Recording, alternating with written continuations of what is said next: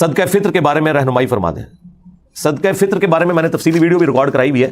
دیکھیں یہ ایک سا آپ نے دینا ہوتا ہے اناج صدقہ فطر. بخاری مسلم میں آیا ہے کہ نبی علیہ السلام نے صدقہ فطر ایک سا مقرر کیا تھا. اناج جو کی شکل میں، گندم کی شکل میں، کھجور کی شکل میں، پنیر کی شکل میں، کشمش کی شکل میں، یہ ساری چیزیں بخاری مسلم میں آئی ہیں. اور ہر بڑے چھوٹے، ایون ایک دن کے بچے کی طرف سے بھی، خواہ غلام ہے یا آزاد ہے، مرد ہے، عورت ہے، بوڑھا ہے، بچہ ہے، وہ اس نے ادا کرنا ہے ایک سا. یہ نبی علیہ السلام نے اسے مشروع فرمایا. اور ابو داؤد کے اندر حدیث موجود ہے کہ نبی علیہ السلام نے جو روزہ دار کے روزے میں جو کمزوریاں رہ جاتی ہیں نا، کبھی فوش گوئی ہو گئی، کوئی اور گناہ کا کام ہو گیا، اس کی کمپنسیشن کے لیے مشروع فرمایا اسے کہ ہر شخص نے یہ ادا کرنا ہے. اور صحابہ کرام اسے عید سے پہلے پہلے ادا کرتے تھے، اور پریفریبل یہ کہ بالکل آخری دنوں میں آپ اسے ادا کریں. اب اس حدیث کی طرف آئیں جو بخاری مسلم میں موجود ہے کہ وہ سا کیا ہے. سا ایک پیمانہ تھا میئرمنٹ کا نبی علیہ السلام کے مبارک زمانے کے اندر. ایک سا کے اندر 4 مد ہوا کرتے تھے. جس طرح ہمارے زمانے میں 1 کلو گرام کے اندر 4 پاؤ ہوتے ہیں. 1 کلو گرام ہم کتنا لیتے ہیں؟ 1000 گرام. اور 1 پاؤ کتنا ہے؟ 250 گرام. 250 والے 4 ہوں تو 1 کلو گرام بن جاتا ہے. بالکل اس طریقے سے اس زمانے میں 4 مد مل کر ایک سا بنایا کرتے تھے. اور یہ میئرمنٹ تولنے کے اعتبار سے نہیں ہوتی تھی، ماپنے کے اعتبار سے ہوتی تھی. یعنی گڈویاں بنی ہوئی تھیں. جس طرح ہم بھی بچپن میں کبھی محلے میں وہ بیر بیچنے آتا تھا تو وہ گڈویاں بھر کے نا وہ دیتے ہوتے تھے. آج کل تو تول کے ہوتے ہیں نا، گڈویوں کے ذریعے ہوتے تھے. ابھی بھی گڈویوں والا ہے ماپنے والا. دودھ کے کیس میں 1 لیٹر کا ہم نے پیمانہ رکھا ہوا ہے. 1 لیٹر کے اندر 1000 ملی لیٹر ہوتے ہیں. لیکن ہم غلط العام میں پتہ اسے کیا کہتے ہیں؟ 1 کلو دودھ دے دو. حالانکہ اگر آپ 1 کلو دودھ لے رہے ہیں تو وہ 1 لیٹر دودھ سے کم ہوگا، کیونکہ دودھ کا وزن پانی سے زیادہ ہوتا ہے. ہاں 1 کلو گرام پانی اور 1 لیٹر پانی یہ اپنے وزن میں برابر ہوں گے، کیونکہ وہ 1 لیٹر پیمانہ رکھے یہ گیا ہے کہ سٹینڈرڈ پانی کو مانا گیا ہے کہ پانی کا جو وزن ہے نا 1 کلو گرام جو ہو، وہ پانی جتنا والیوم گھیرتا ہے، جتنی جگہ گھیرتا ہے، اسے 1 لیٹر قرار دے دیا گیا اور وہ پیمانہ بن گیا اس کا. لیکن دودھ تو پانی سے تھوڑا وزنی ہوتا ہے. تو دودھ اگر آپ 1 کلو گرام لیتے ہیں نا، 1 کلو گرام دودھ، تو وہ آپ کو 1 لیٹر پانی یا 1 لیٹر جو دودھ ہونا چاہیے تھا اس سے کم پڑے گا، کیونکہ اس کا وزن زیادہ ہے، وہ پہلے ہی پورا ہو جائے گا. ٹھیک ہو گیا؟ یہ میں نے آپ کو کلیریفائی کر دیا. اچھا اب آ جائیں اس طرف. تو اب عرب ملکوں کے اندر تو یہ آج ظاہر ہے وہ عرب کے لوگ پھر اپنی اس ڈکشنری کو ٹرانسفر کر کے باقی لوگوں کو بتاتے ہیں یہ پیمانے تو ان کے تھے. تو اس میں جو سعودی عرب کی فتویٰ کمیٹی ہے نا، اس نے باقاعدہ اس کی کیلکولیشن کی ہے 2600 گرام. یہ فتویٰ کمیٹی نے جو ڈاکومنٹ نکالا نا، ویسے تو اگر یہ پورا 2500 گرام ہوتا تو ہم کہہ دیتے 2.5 کلو، لیکن انہوں نے نکالا ہے اس کا 2600 گرام، یعنی 2.5 کلو کے اوپر 100 گرام. ایک کیلکولیشن یہ چل رہی ہے. ایک اور کیلکولیشن ہے جس میں ظاہر پرانے زمانے کی ہے، وہ کنورژن کرتے ہیں نا، 2750 گرام بن رہا ہے، یعنی 2.25 کلو. اور ایک تیسری کیلکولیشن میں 2400 گرام بن رہا ہے، جس میں 1 مد 600 گرام کے برابر ہے، تو وہ 4 مد ایک ساتھ مل کے 2400. تو یہ 3 یعنی چل رہے ہیں 2400 گرام، 2600 گرام، 2750 گرام. یہ 2750 جو ہے یہ سیف سائڈ کے اوپر ہے، یہ 2.25 کلو ہے. ٹھیک ہے؟ تو 2750 گرام یعنی کہ 2.25 کلو یہ اپروپریٹ ہے. ایک سا 2750 گرام 2.25 کلو. اور اگر زیادہ احتیاط آپ نے کرنی ہے راؤنڈ آف کر لیں، 3 کلو ہی دے دیں. 3 کلو کھجور بھی دے سکتے ہیں، ظاہر وہ تو مہنگی پڑے گی، 600 روپے کلو کھجور آلموسٹ ہے 1800. آٹا کتنا کلو چل رہا ہے جی؟ 150. تو اگر آٹا لیں گے 300 تو 450 روپے بن جائے گا. ٹھیک ہے؟ کشمش لیں گے تو ہزاروں میں بنے گی، پنیر لیں گے ہزاروں میں بنے گی. اچھا یہ سب پھر وہ آپ نے 2.25 کلو یا 3 کلو سب کے لیے وزن ایک ہی ہے، ایک سا. کیونکہ بخاری مسلم میں ہے کہ ایک سا دیتے تھے اناج، اور پھر ساتھ یہ ہے کشمش، پنیر، کھجور، گندم، جو اناج ہے وہ سارے کا سارا اس میں آتا ہے. وزن وہی رہے گا 2.25 کلو یا راؤنڈ آف کر کے 3 کلو. اور یہ جو میں آپ کو یہ فکر بتا رہا ہوں یہ سنی اور شیعہ کے ہاں کامن ہے. ہاں مسلم شریف میں آتا ہے کہ حضرت معاویہ رضی اللہ تعالیٰ عنہ نے جہاں اور کئی معاملات کے اندر سنت میں اپنی رائے کو داخل کیا, اس میں بھی داخل کر دیا تھا. انہوں نے کہا تھا کہ جی ہمارے والی جو گندم ہے وہ اعلیٰ کوالٹی کی ہے, لہٰذا ہم آدھی گندم دیا کریں گے. تو ابو سعید خدری اس پہ ناراض ہوئے. انہوں نے کہا کہ میں جو چیز رسول اللہ سے سن چکا ہوں اور آپ کے حکم پہ عمل کر چکا ہوں, میں تو مرتے دم تک ایک سا ہی دیا کروں گا صدقہ فطر. تو شکر الحمدللہ ماموں پارٹی بھی ایک سا ہی دیتی ہے آج. ہاں وہ ماموں کے مطابق نہیں چل رہے بلکہ بخاری مسلم کے مطابق چل رہے ہیں.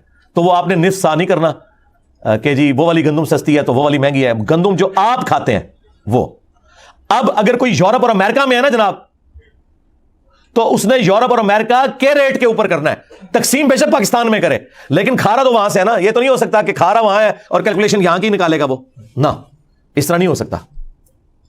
ہاں قربانی کے جانور والا معاملہ ایک الگ ہے, وہ بھلے وہاں خریدے یا یہاں خریدے, وہ تو جانور پورا آپ نے لے لیا نا یا حصہ ڈال لیا, اور وہاں تو وہ پھر اس طرح کرنے بھی نہیں دیتے. لیکن یہ تو آپ نے جو خود کھاتے ہیں نا وہ آپ نے 2.25 کلو سیف سائڈ پہ رہتے ہوئے 3 کلو اناج آپ نے دینا ہے. تو اگر آپ آٹے کے مطابق کیلکولیشن کر لیں, اچھا یہ آٹا بھی 150 روپے کلو اس کے لیے جو 150 والا آٹا, اگر کوئی دیسی آٹا لے رہا ہے اور وہ اوپر ہے تھوڑا سا تو وہ اس اعتبار سے زیادہ ریٹ لگائے گا. ہاں دیسی کا 150 ہے, چلو ٹھیک ہے. پھر سفید آٹا تو اس سے سستا ہوگا, ہاں تو 450 ہے 3 کلو کا, تو ٹھیک ہے 450 آپ کر لیں. اور اگر آپ افورڈ کر سکتے ہیں تو راؤنڈ آف کر کے 500 دیں, زیادہ دینے میں کوئی گناہ نہیں ہے, کم میں مسئلہ ہے. اور یہ آپ کے روزے کے اندر جو کمزوریاں ہیں نا ان کا کفارہ بنے گا, یہ ذہن میں رکھیے گا. اس کے بغیر آپ کے روزے قبول نہیں ہوں گے, ان کی کمزوریاں کمپنسیٹ نہیں ہوں گی. اور اگر اس دن بھی کوئی بچہ آپ کے گھر پیدا ہوا ہے نا, اگرچہ اس نے روزہ رکھنا ہے یا نہیں رکھنا, جو بچے روزہ رکھنے والے ہیں نہیں رکھنے والے, بوڑھے رکھنے والے نہیں رکھنے والے, ہر ایک کی طرف سے گھر کے سربراہ نے وہ دینا ہے. ہاں یہ ذہن میں رکھیے گا. اس میں کوئی روزہ رکھتا ہے یا نہیں رکھتا, ہاں جو بندہ افورڈ نہیں کر سکتا اس کے لیے کوئی نصاب نہیں ہے زکات والا کہ ایک بندہ کہ میں امیر ہوں گا تو ہی میں دوں گا, نہیں, ایک عام آدمی بھی دے گا. عام آدمی جو 2 وقت کی روٹی اپنی چلا رہا ہے اس کے لیے ایک صدقہ فطر کے برابر اللہ کی راہ میں خرچ کرنا کوئی مشکل نہیں, وہ دے گا. کس کو دے گا؟ اپنے سے زیادہ غریب لوگوں کو دے گا. اس میں جو امام شافعی نے تھوڑا سا غلوف کیا اور اہل حدیث بھی حنفیوں کی ٹسل میں اس طرف چل پڑے کہ چونکہ احادیث کے اندر اناج آیا لہٰذا اس کے ایکویلنٹ پیسے نہیں نکالے جا سکتے. آپ کو پتہ ہے یہ بات, اہل حدیث کہتے ہیں کہ اگر کسی نے 2.5 کلو یا 2.25 یا 3 کلو اناج کے پیسے دے دیے تو اس کا صدقہ فطر ادا نہیں ہوگا. حنفی کہتے ہیں نہیں, پیسے بھی دے سکتے ہیں اور آپ اناج بھی دے سکتے ہیں. میرا موقف امام حنیفہ کے ساتھ ہے. یہ جو اہل حدیث نے مسئلہ کھڑا کیا اور امام شافعی سے مستار لیا حنفیوں کی ٹسل میں, یہ بالکل باطل ہے. مجھے بتائیں, اب جتنی آبادی ہو چکی ہوئی ہے, اگر آپ اسے راشن میں ٹرانسلیٹ کرنا شروع کر دیں پھر تو مدرسوں اور مسجدوں کے باہر لا کے بڑے بڑے ٹرک اور کنٹینر کھڑے کرنے پڑیں گے. یہ پاسبل ہے آج کے دور کے اندر. اور پھر جن مولویوں کو آپ مسجد میں جاتے ہوئے پیسے دے رہے ہیں ان سے پوچھیں کہ یار تم نے اتنا جو اکٹھا کیا ہے پیسہ, بعد میں راشن لیتے ہو پھر اس کا؟ ہو سکتا ہے آپ کو کہہ دیں ہم لیتے ہیں لیکن لیتے کوئی نہیں ہوں گے. کون لے گا یار؟ لاکھوں روپے کے تو انہیں بڑے بڑے کنٹینر گندم کے اور وہ آٹے کے لینے پڑیں گے اور بوریاں, پھر اس کو تقسیم کرنے کا تکلف کون اٹھائے گا؟ اور یہ آٹا اتنا نہیں ہے کہ یہ خود کھا لیں, کتنا کھائیں گے, یہ تو سینکڑوں سال تک کھاتے رہے تو جتنا انہوں نے اکٹھا کیا ختم نہیں ہونا. اور بس وہ پیسے لگا رہے ہیں اپنی گاڑیوں کے پیٹرول کے اوپر اور اپنے گھر کے بجلی کے بلوں کے اوپر. تسی خوش ہو, صدقہ فطر ادا کرتا ہے تسی ہوندے نا وہ خوش. تو یہ باطل مسئلہ ہے. اور اس میں علمی ان کو اینٹی وینم اور الزامی جواب دیتا ہوں کہ زکات جو ہے وہ آپ کی دولت کا 40واں حصہ ہوتا ہے, آپ نے ہر سال نکالنی ہے 2.5%. تو مجھے بتائیں, کیا ہم سونے کی زکات جب نکالتے ہیں تو اس سونے کو توڑوا کے اس کا 40واں حصہ دیتے ہیں یا اس کے برابر کرنسی دیتے ہیں اللہ کی بارگاہ میں؟ کرنسی. ادھر کبھی کسی اہل حدیث نے نہیں کہا کہ جی نہیں وہ سونے کے بدلے سونا ہی دینا ہوتا ہے کیونکہ زکات تو سونے کے اوپر ہے اور سونا نکالنا ہے, چاندی کے بدلے چاندی نکالنی ہے. وہاں تو کوئی نہیں کہتا.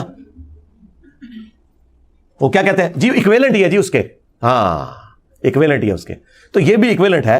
ایک غریب آدمی کو آپ راشن ڈلوا دیں, ایک غریب آدمی کو راشن کے پیسے دے دیں, یہ ایکویلنٹ ہے صدقہ فطر کے بھی. اور اس طریقے سے قرآن میں جو ہے کہ روزہ چھوڑنے کا جو فدیہ آپ نے دینا ہے ایک وقت کا ہی کھانا ہے. وہاں پہ میں حنفیوں کے ساتھ نہیں ہوں, حنفی کہتے ہیں 2 وقت کا کھانا ہے, خود سے انہوں نے دین میں داخل کیا ہے. وہاں اہل حدیث کا موقف ٹھیک ہے. دیکھیں ہم تو بیلنس چلتے ہیں, جس کی جو بات درست ہے اس کو صحیح کہتے ہیں. کہ قرآن میں جب آیا نا کہ آپ نے روزے کے بدلے فدیہ دینا ہے تو قرآن کو کوئی آر نہیں تھی یہ کہنے میں کہ 2 وقت کا کھانا. آج کل تو بھائی 3 وقت کا کھانا ہے, ہم تو 3 وقت کھاتے ہیں عموماً. تو قرآن نے کہا کہ آپ نے مسکین کو فدیہ دینا ہے جو اوسطاً تم کھاتے ہو. تو اس کا مطلب ایک عام آدمی بھی, ایک گورا بھی پہلی دفعہ جب قرآن پڑھے گا نا تو اس کا مطلب یہی لے گا کہ ایک مسکین کو 1 وقت کا کھانا کھلانا ہے. حنفیوں کا 2 وقت کا کھلانا باطل ہے کیونکہ آج کل تو ہم 3 وقت کھا رہے ہیں. پھر ہر زمانے کا, ہر علاقے کا اپنا کلچر ہے. وہ بات ٹھیک ہے کہ ایک کھانے کے ایک منٹ خواہ اسے کھانا کھلا دیں مسکین کو, خواہ اسے اتنی رقم دے دیں. اور یہی موقف تمام کفاروں کے لیے ہے، وہ 60 مسکینوں والا ہو، خواہ وہ 1 مسکین والا ہو، سب کا ایکویلنٹ یہ ہے کہ آپ پیسے بھی دے سکتے ہیں اور کھلا بھی سکتے ہیں، یہ آپ کی مرضی ہے، یہ اس کے اندر ٹالرنس موجود ہے. لہٰذا میں صدقہ فطر کے حوالے سے بالکل کلیئر ہوں، اگر آپ پیسے بھی دیتے ہیں کوئی ایشو نہیں ہے، اور جو لوگ زیادہ افورڈ کر سکتے ہیں وہ 3 کلو یا 3.25 کلو کشمش کی رقم کیلکولیٹ کریں. اب مجھے تو اس کی قیمت پتہ ہی نہیں کہ اس وقت کیا ہوگی، کیونکہ ہم تو اس طرح یہ کوئی آئٹم نہیں ہے، یہ تو چھٹانک برابر لیا جاتا ہے، اتنا مہنگا ہے، تو وہ ہزاروں میں بن رہا ہوگا. پنیر، چلے پنیر کی تو ہم کیلکولیشن کسی حد تک کر سکتے ہیں اس اعتبار سے کہ دیسی گھی کا کیا ریٹ چل رہا ہے جی آج کل، 3000 روپے کلو، تو 9000 روپیہ ہوگا اگر آپ دیسی گھی بھی دے سکتے ہیں. یہ بھی وہ ساری مصنوعات ہیں جو آپ کے کامن یوز میں، تو کسی کو زیادہ شوق ہے خرچ کرنے کا اور اسی مد میں، تو 9000 روپیہ ایک گھر کے فرد کی طرف سے بے شک دے. 3 کلو دیسی گھی، جو چیزیں آپ کے کھانے کے یوز میں ہیں، اناج کی شکل میں ہو، کیونکہ وہاں پنیر آیا تھا نا، تو وہ آپ دے سکتے ہیں. وہ آپ کی مرضی، جس طریقے سے آپ مرضی کریں، وہ اللہ تعالیٰ نے آپ کو ٹالرنس دی ہوئی ہے. لیکن بہتر یہی ہے کہ آپ وہی چیزیں جو احادیث کے اندر آئی ہیں، جو کشمش، پنیر، گندم اور اسی کی فارم آٹا، کھجور، یہ آپ دے سکتے ہیں. کھجور کی کیلکولیشن چلے آسان ہے، جو اچھی والی تھوڑی سی نارمل کھجور ہے وہ 600 روپے کلو ہے، تو 1800 بن گیا. چلے 2000 روپے آپ فیکس دے دیں، ضروری ہے آپ نے 500 دینا، 2000 بھی دیں فیکس. اور ہر گھر کے ہر فرد کی طرف سے آپ نے دینا ہے. جو بیچارے افورڈ نہیں کر سکتے وہ نہ دیں، وہ لے لیں. ہاں ظاہر ہے اللہ تعالیٰ نے بیلنس کیا نا، زکوٰۃ دینے والے جبھی اپنی زکوٰۃ دیں گے جب کوئی لینے والا بھی موجود ہوگا. ہاں تو وہ لے لیں اگر نہیں دے سکتے. لیکن اگر وہ افورڈ کر سکتے ہیں تو اپنے سے غریب لوگوں کو دیکھیں. دنیا میں ہر غریب آدمی سے نیچے بھی کوئی غریب آدمی موجود ہوتا ہے، صرف آپ کو نظر نہیں آ رہا ہوتا کیونکہ آپ نے چشمہ اپنا لگایا ہوتا ہے. اس لیے مسلم شریف میں حدیث ہے، نبی علیہ السلام نے فرمایا ہمیشہ اپنے سے نیچے والے لوگوں کو دیکھو، یوں تمہیں اللہ کی نعمتوں کے اوپر قناعت نصیب ہوگی، صبر آ جائے گا. اوپر نہ دیکھو، اوپر کا تو اینڈ ہی کوئی نہیں ہے. اچھا اوپر جہاں دیکھنا چاہیے وہاں اوپر دیکھتے ہی کوئی نہیں، اور وہ ہے آخرت کے معاملے میں. ادھر کہتے ہیں بڑے گنہگار جی کتنے نبی صلی اللہ علیہ وسلم انہوں نے صحابہ، ٹھیک ہے، یعنی وہ یہ کہہ رہے تھے ابو جہل پڑھنا جائے سانو یہ نہ کہو کہ ابو بکر، عمر، عثمان و علی کے راستے پہ چلے. جہاں ہمیں کوشش کرنی چاہیے اعلیٰ درجے کی کہ ہم پیغمبروں کا پڑوس جنت میں حاصل کریں، وہاں کہتے ہیں بڑے گنہگار، اور دنیاوی معاملات میں دوسری طرف چل پڑتے ہیں. یہ انسان اپنے آپ کو دھوکہ دے رہا ہوتا ہے، اس سے زیادہ کچھ نہیں ہے. اور نبی علیہ السلام نے بالکل اپوزٹ اس کے تعلیمات دی ہیں. بخاری مسلم حدیث ہے، اے اللہ محمد اور آل محمد کو بس اتنا ہی رزق دینا کہ ان کی روح اور جسم کا رشتہ برقرار رہے، بس سانسیں میری چلتی رہیں، اتنا رزق کافی ہے. ہاں بخاری مسلم دونوں میں حدیث ہے. عائشہ سلام اللہ علیہا کہتی ہیں کہ بعض اوقات 1 مہینہ، بعض اوقات 2-3 مہینے بھی گزر جاتے تھے، ہمارے گھر چولہا نہیں جلتا تھا، 2 کالی چیزوں کھجور اور پانی کے اوپر گزارا ہوتا تھا، اور وہ بھی ٹنوں ٹن نہیں، 2 کھجوریں صبح 2 شام کے وقت، یہ ٹوٹل خوراک تھی. اور ایک میٹھا پانی کا پیالہ جو اس زمانے میں کئی میلوں سے پیدل بھر کے لانا پڑتا تھا، تکلیف دہ کام تھا. اس لیے پانی بھی کوئی تھوک کے حساب سے نہیں تھا جو آج آپ ٹوٹیاں کھول دیتے ہیں. پانی میٹھا بھی ایک ایشو تھا. یہ ٹوٹل ان کا ایک سرمایہ تھا.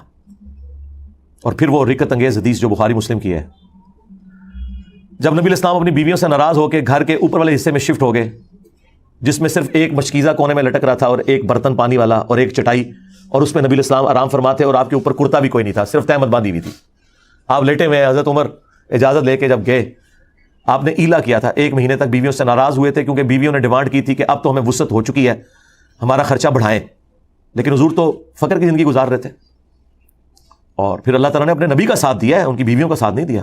سورۃ الاحزاب کی آیات نازل کی کہ اے نبی اپنی بیویوں سے فرما دو کہ اگر تم دنیا اور اس کا مال چاہتی ہو تو آؤ میں تمہیں یہ مال دے کے رخصت کر دیتا ہوں، طلاق دے دیتا ہوں، اور اگر تم اللہ، اس کا رسول اور آخرت کا گھر چاہتی ہو تو اسی طرح گزارا کرنا ہوگا، کیونکہ اجر بھی تو ڈبل ہونے والا ہے نا. تو نبی الاسلام 1 مہینے تک ناراض رہے گھر کی چھت پہ. اسی میں ہی حدیث میں بخاری مسلم میں آتا ہے کہ سیدنا عمر نے جا کے اپنی بیٹی کو بھی ڈانٹا، سیدہ حفصہ کو، باقی بیویوں کے ساتھ بھی جا کے تھوڑی مس ہینڈلنگ کی. بعد میں وہ پھر پچھتاتے بھی تھے، مجھے کیا یہ رائٹ پہنچتا ہے، چلو میں اپنی بیٹی کو تو ڈانٹ سکتا ہوں، باقی بیویوں کو میں کیسے. لیکن وہ حضور کی محبت میں آپ پتہ ہے حضرت عمر تو پھر میرے سے زیادہ جذباتی تھے. تو اب وہ کہتے ہیں کہ میں نے ارادہ کیا میں حضور کو کوئی ایسی بات کروں کہ حضور مسکرائیں، کیونکہ آپ تو بڑے سیریس موڈ میں بیٹھے ہیں. تو میں نے جاتے ہی کہا یا رسول اللہ دیکھیں جب تک ہم مکے میں تھے نا ہماری بیویاں کتنی ہمارے کنٹرول میں تھیں، لیکن یہ انصار کی بیویاں تو اتنی تیز ہیں کہ انہوں نے اپنے مردوں کو دبا کے رکھا ہوا ہے، اور ان کو دیکھ دیکھ کے ہماری بیویاں بھی ہم پہ شیر ہو گئی ہیں. تو حضور اس بات کے اوپر مسکرائے. کہتے ہیں مجھے تھوڑی تسلی ہوئی کہ حضور کا موڈ تھوڑا بہتر ہو رہا ہے. تو پھر انہوں نے گپ شپ شروع کر دی. پھر نبی الاسلام کہ جب وہ حضور پھر اٹھ کے بیٹھے جب، تو آپ کے کندھے کے اوپر چٹائی کے نشان تھے، اوپر کرتا بھی نہیں تھا، یا اگر چادر تھی تو چادر تو پھر اس طرح لی جاتی ہے تو احرام کی شکل میں بعض اوقات تو وہ نشان۔ حضرت عمر نے رونا شروع کر دیا کہ یا رسول اللہ، آپ اللہ کے رسول ہیں اور آپ کی یہ حالت ہے، اور کیسر و کسرا دنیا کے مزے لوٹ رہے ہیں، اور آپ اللہ کے پیغمبر ہو کر دنیا اور آخرت میں انسانیت کے سردار ہو کر آپ کی حالت ہے۔ تو نبی علیہ السلام نے ایک جملہ بولا، بڑا سخت جملہ تھا۔ آپ نے فرمایا لگتا ہے عمر دنیا کی حقیقت ابھی بھی تم پر نہیں کھلی۔ باقی بابے تو شاہی کوئی نہیں، تبھی تو یہ نذرانے بٹور رہے ہیں۔ حضرت عمر پہ تو پھر بھی کھل گئی یہ جملہ سن کے، ان پہ آج تک نہیں کھلی، آج تک آپ کے چندے بٹور رہے ہیں، آپ کے چندوں کے اوپر عیاشیاں کر رہے ہیں، اور آپ کہتے ہیں ہمیں کچھ دیں گے، آپ ان کا چندہ بند کریں گے روڈوں پہ آ جائیں گے۔ ہاں وہ کہتے ہیں نا بابا جی کے لوہر بابا پال رہے ہیں، میں کہ بابے کا چندہ آج بند کرو، انہاں مزاروں تے کتے پھرن گے، صفائی کرنے والا بھی نہیں تو لبے گا۔ ہاں لنگر کھوانا دور دی گل، کتے پھرن گے اتنے۔ نبی علیہ السلام نے فرمایا لگتا ہے عمر ابھی بھی دنیا کی حقیقت تم پر نہیں کھلی، کیا تم اس بات پہ راضی نہیں ہو کہ کیسر و کسرا یعنی رومنز اور پرشینز کے بادشاہ دنیا کے مزے لوٹیں اور ہم آخرت کی سعادت لوٹیں؟ سرکار یہ جملے پھر حضرت عمر نے ایسے پلے باندھے ہیں کہ اپنے دور خلافت میں نہ حرام کھایا نہ کسی کو کھانے دیا، ہاں ٹنڈ کے رکھا ہے۔ اس لیے حضرت عمر کی وفات کے بعد فتنے شروع ہیں۔ انہوں نے بنو امیہ کو چھپانے کے لیے کہا کہ حضرت عثمان کی وفات فتنوں کا آغاز ہے، نہیں، حضرت عمر کی شہادت۔ بخاری مسلم میں حدیث ہے میری امت اور فتنوں کے درمیان دروازہ عمر ہے، جب یہ دروازہ توڑ دیا جائے گا تو امت پہ فتنے شروع ہو جائیں گے۔ اور وہ فتنہ یہ تھا کہ حضرت عمر کی زیرو ٹالرنس تھی، یعنی کہ مجھ سے زیادہ سخت تھے، وہ نہ حرام کھاتے تھے نہ کھانے دیتے تھے، زیرو ٹالرنس تھی، مینجمنٹ بڑی اسٹرانگ تھی۔ حضرت عمر کی شہادت کے بعد وہ معاملات اس طریقے سے strictly managerial point of view سے نہیں چل سکے، اس لیے حضور نے فرمایا تھا کہ میری امت اور فتنوں کے درمیان دروازہ عمر ہے۔ اور حضرت عمر نے خود کہا کہ وہ فتنہ جو سمندر کی موجوں کی طرح اس امت پہ آئے گا وہ حضرت عمر خود تھے، ان کی وفات کا ہونا، ان کی شہادت کا ہونا۔ اور بخاری مسلم میں الفاظ ہیں، حذیفہ بن یمان رازدار رسول یہ حدیث بیان کر رہے ہیں کہ وہ دروازہ توڑا جائے گا، کھولا نہیں جائے گا، یعنی حضرت عمر کو قتل کیا جائے گا۔ اور میرے نزدیک تو حضرت عمر کے قاتلین بھی بنو امیہ ہیں، اس کے بینیفیشری بھی اور ان کو لانچ کرنے والے بھی یہ بنو امیہ ہی ہیں، یہ الگ سے ایک ٹاپک ہے۔ صلو علی محمد وآل محمد، اللہم صلی علی محمد وعلی آل محمد واصحاب محمد وازواج محمد اجمعین الی یوم الدین۔